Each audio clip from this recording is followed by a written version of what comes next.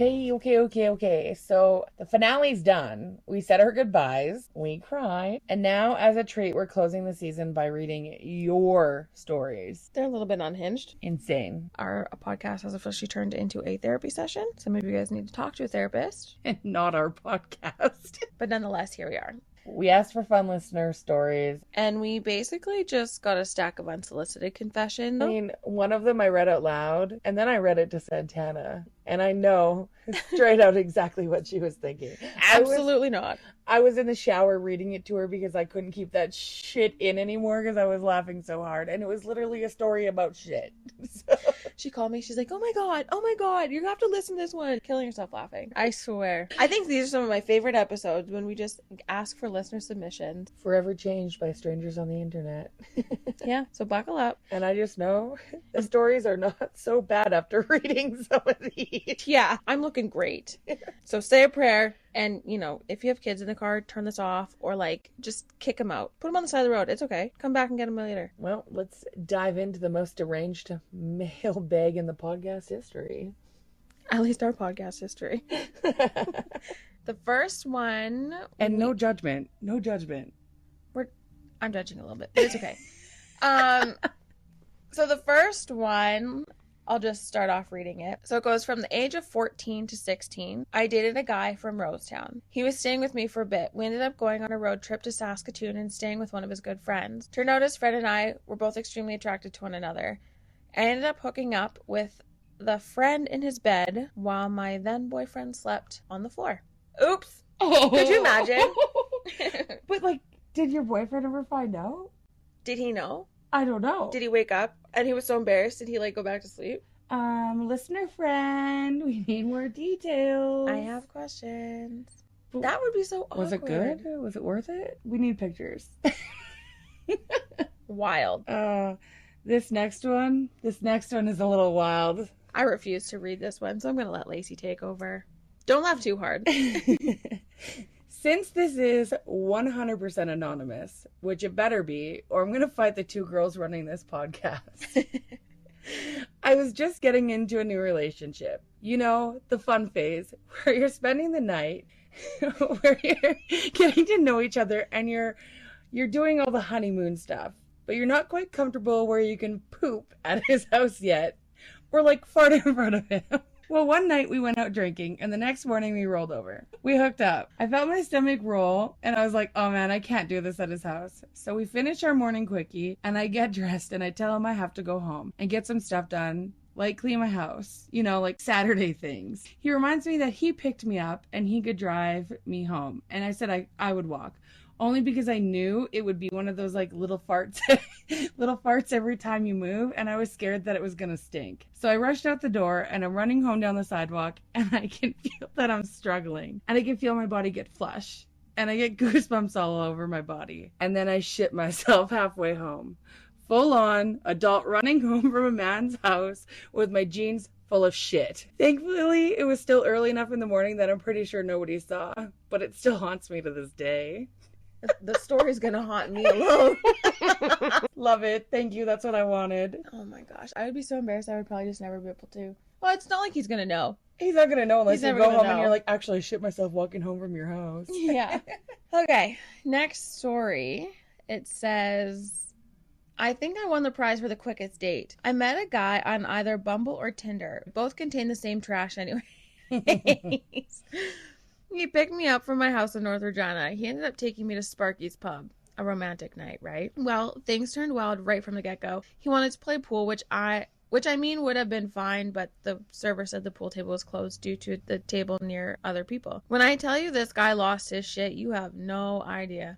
He went storming out of there, swearing up a storm. Then when we got back to his truck, some guy apparently dinged his truck with his car door. Again, lost his shit on that dude. When we get in the truck and we fly out of the parking lot towards Louvain, he asks if I wanted to go booze cruising. Mind you, I was 31 or 32 years old with a child. I have better things to do than be with someone drinking and driving. So he tore me back home. Total time together? 17 minutes. I actually know who sent this one in. And when she went for her date, I was like, let me know how it goes. Because, I mean, it was a new guy. Mm-hmm. So I was just like, let me know how it goes. Keep me updated. And yeah, when she texted me and said she was back home already, I was like, the fuck you mean you're back home already? You guys just left. And then I heard the story and I was, yeah, I probably would have told him to drive me home too, but I don't think I would have, I don't know, maybe called an Uber? Was he driving erratically? Because I would have hopped the fuck out. Men, am I right? Next. All right, next. This is not so much of a dating story, but just a funny story. So this one time I made pot brownies because my mom was suffering from severe arthritis and she wanted to try something new. I never made pot brownies before, so I started making a cannabis butter. The recipe I found called for 14 grams of cannabis. I decided to use 20. Oh no, I feel like I know where this is going. This made for some incredibly strong butter. I then proceeded to use most of the butter to make my brownies. Once the brownies were finished, I gave my mother about 3 2x3 pieces. She ate a quarter of one piece and had the worst trip of her life. It was awful. She was up all night with severe anxiety and paranoia. Dry mouth, heart palpitations, all around horrible experience. She left the remaining brownies in the fridge on a plate with saran wrap. My brother is a farmer. He farms in the same yard that my mother's house is in. He stopped for a coffee one morning while he was preparing to go out seeding in mid-May. My mom wasn't home, so he decided to help himself to a snack in the fridge and saw the plate of brownies and proceeded to eat 1 3/4 pieces. Then he went back outside to get back to work, greasing the air seeder in preparation for the day. About half an hour goes by and he starts feeling a little funny. He says to our older brother that he's not feeling so hot. He's not sure what's wrong. Our older brother proceeds to tell him that he's just tired from working so hard seeding and that they just need to get through these next few days and then they'll be able to get some rest. My younger brother agrees and continues working. Around 10 minutes later, he goes back to our older brother and says, no, I think there's really something wrong here. I feel like I'm really high. You don't think mom would have put pot brownies in the fridge? Do you? The older brother proceeded to laugh in his face and tell me that it was crazy, that there's no way on earth our mother would have pot brownies. My younger brother, not convinced, decides to radio our father and says, Dad, Mom didn't happen to have any pot brownies in the fridge by chance. There's a long pause over the radio. My dad comes back and says, well, actually, she did. You didn't eat them, did you? And this is when my younger brother lost his mind because he did in fact eat them and was absolutely obliterated. He freaked out and started phoning me. I was with a customer, couldn't answer. I sent him to voicemail. He proceeded to call me 5 more times over the next hour, and I continuously sent him to voicemail until I was finished with my client. And then called him back and asked him what the fuck he was doing calling me so much when I was clearly in the middle of something. And he proceeded to tell me that he ate the pot brownies, and I laughed and said, no, you didn't. He's like, yeah, no, I'm serious. I actually ate them, and that's when I started laughing. He wasn't very happy. Anyways, I told him the only thing he could do was sleep it off at that point. So he went and laid down and slept for about 6 hours, woke up with the munchies, ate everything in the house except the last pot brownie. Needless to say, he's never trusted my baking since. That was a good one. Pot brownies. Yay for the win. Anyways, want to make me some can of butter? One time, I have a little story. One time, I don't know if I should admit this on air, but one time somebody gave me a gummy, but I didn't know that it was like a gummy. Like a weed gummy or cannabis gummy or whatever. Anyways, me, who doesn't do this stuff, can't handle it, obviously. And it was 100 milligrams. 100? 100 milligrams. You have to be a seasoned smoker to have 100. Girlfriend, when I tell you, I thought I was fucking dying. I remember being like, you gotta take me to the hospital. Like, I can't handle it. I felt like I had stopped breathing. Oh. Guess what? Let me tell you, I've never had a coffee crisp taste so good in my fucking life. I could taste every layer. It was, like, delicious. I have never had a coffee crisp taste so good, but... That's when you taste, like, everything. Anyways. Stop, because that reminds me, I had... one of my old friends had gummies for the first time. Got so fucking high, and I was at a man's house, mm-hmm. and my phone was ringing and ringing and ringing and ringing and ringing, and it was like different friends calling, and I was like, "What do you guys want?" And they're like, "So and so is so fucking high, like he thinks he might be dying. He can't breathe properly." And I was like, Just tell him to drink some cold fucking water, like ice cold water, and go to sleep. Yeah, but what if he doesn't wake up? What if he stops breathing? Well, if he stops breathing, that's a shame for everybody. Yeah. Like, he's not going to, but just drink cold water and your high will simmer a little bit. I wish I would have known that. I know when I was younger in school, I used to, every time I get high, I was quite the stoner in high school. And I never wanted to go by like the drink and the munchies. So I'd always get salt and vinegar chips because they're so salty that they make your mouth water, or like vinegary or whatever. So it was like a 2-in-1. That was my go-to, salt and vinegar chips when I was in high school. Salt and vinegar chips just made me think of another memory. When I was pregnant with my kid. Stories. Hold on a minute. We're telling stories. When I was pregnant with my kid, I had this weird ass craving. I just wanted chocolate, but I also wanted salt and sweet. And I don't listen, if you're pregnant, you know it just fucking happens. And I was dipping salt and vinegar chips in Nutella. Ew. Yeah. I mean, that might be good. Well, it was good when I was pregnant. Now, I don't know. I low-key want to try it. We should. Because I've tried some weird shit with my friend Sam on the phone. Well, like, TikTok always gives you weird things to try. Yeah, like we had Oreos and spray cheese. Oh, yeah, no, that was... Oh, it was actually so fucking good. It tastes like cheesecake. No. You know what? You know what I like? My favorite one? Pickles and fruit roll-ups. Yeah! Yeah!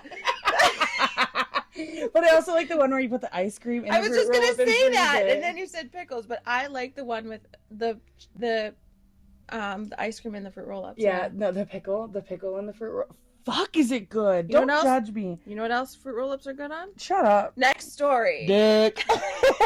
Okay, one time I went to go meet up with a guy off Tinder, and he was, like, super nice. He was definitely a rougher guy, showed up in his work truck, take me out on a first date. First of all, ew. That's my comment. Yeah, but he works. Yay.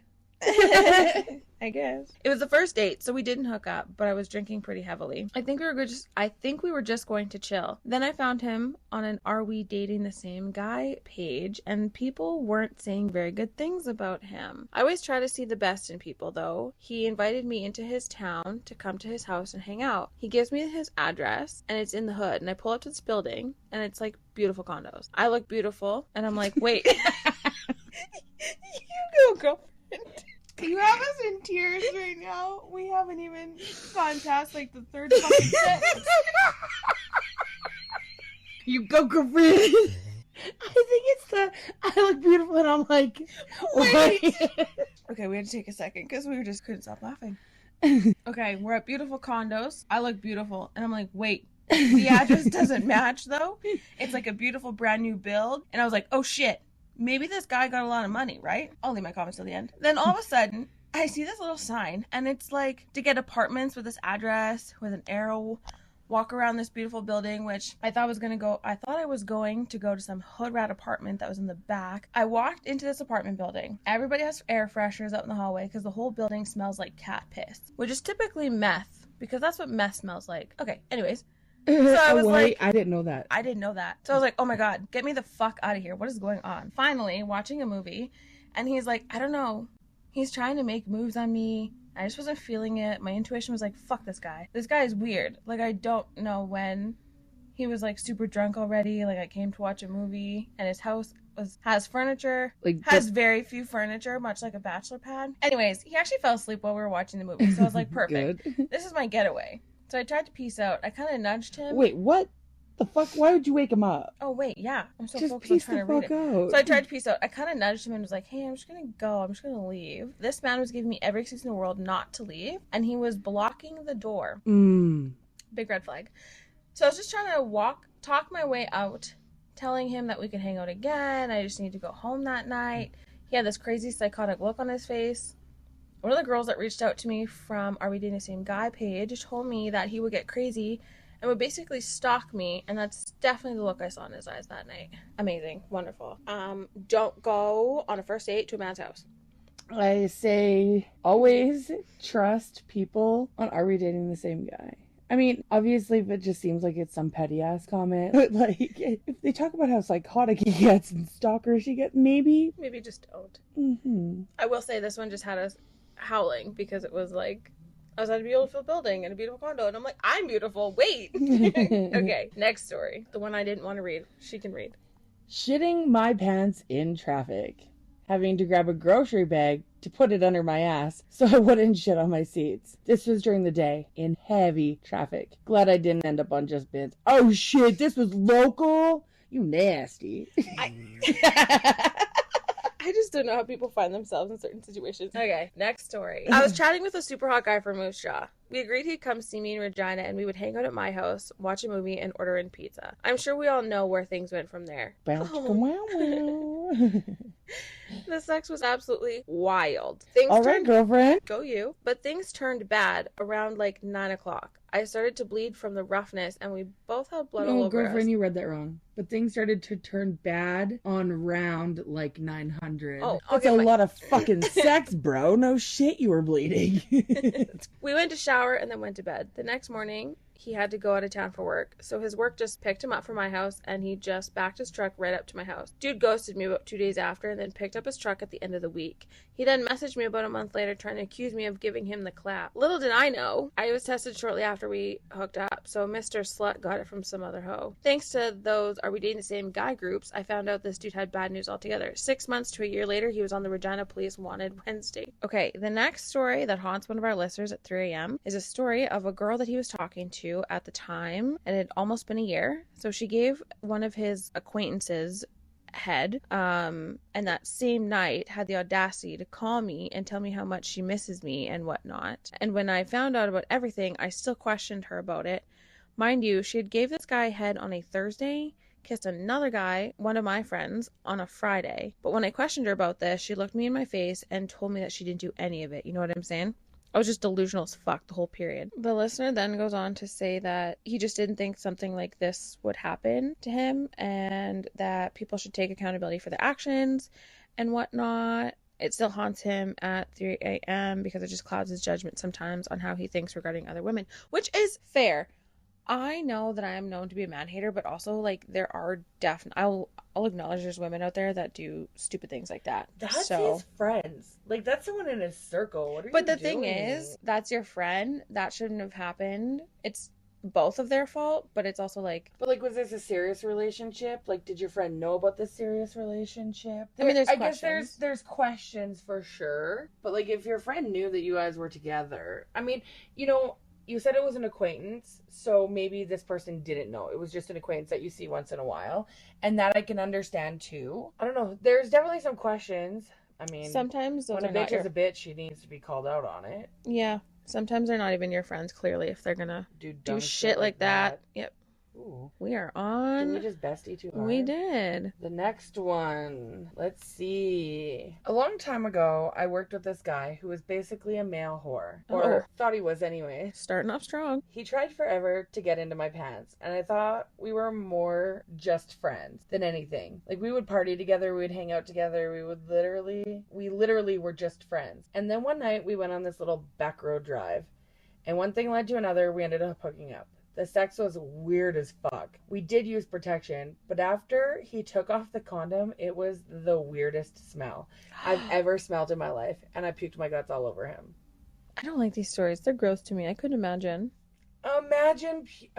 No, I'm good. I didn't want to talk about it because it's so gross to me. I'm just like, no, I'm good. But it's a question. Because that's like what he eats, like that it affects. I don't know. It's gross. Okay, our next story, short and sweet. So it says, my child was going into the drawer of family remains and bringing me her uncle who was in a bag of ashes, asking if she could play with the sand. Oh my god. What? But why do you even whole drawer of family remains? Yeah. Well, hold on a minute. Do we have a serial killer going on? Good point. Actually, I definitely... Auntie Sandy's in this one. Uncle Ben's in that drawer. I think they just pulled out the wrong one. They were actually looking for Auntie Sandy, not Uncle. Oh my gosh. That's wild. Huh. Wait, hold on. You just got a bag of ashes? Like in a drawer? I have so many questions right now. It reminds me of a funny story. Different context, but also funny story from back in the day. I was living with some people and we were moving, and she had a big old floppy dildo in between her mattress and box spring. I know this this story. I've heard this story a million times. And when they lifted up the mattress, she forgot that this big old floppy dilly was under there. And her kid grabbed it and was like, "Mom, what's this?" She like grabbed it and like hit it right away. But the worst part is it like sat between the mattress and the box spring so long that there was like an imprint in the box spring. Oh so my her dad gosh. saw it, her brother saw it. Oh god. There's drawers for that shit. Yeah, right next to the ashes. Put it with Uncle and Uncle Ben and Aunt Sandy in the family ash drawer. the dog Charlie. Not the dog. I can't even say anything because my dog is in my right sitting next to us. Yeah, but she's not just a floppy Oh, bag. no, she's still in a box. Oh, well, why don't you just move it? Okay, anyway. What? Seems like this is more of a pattern for people than we thought.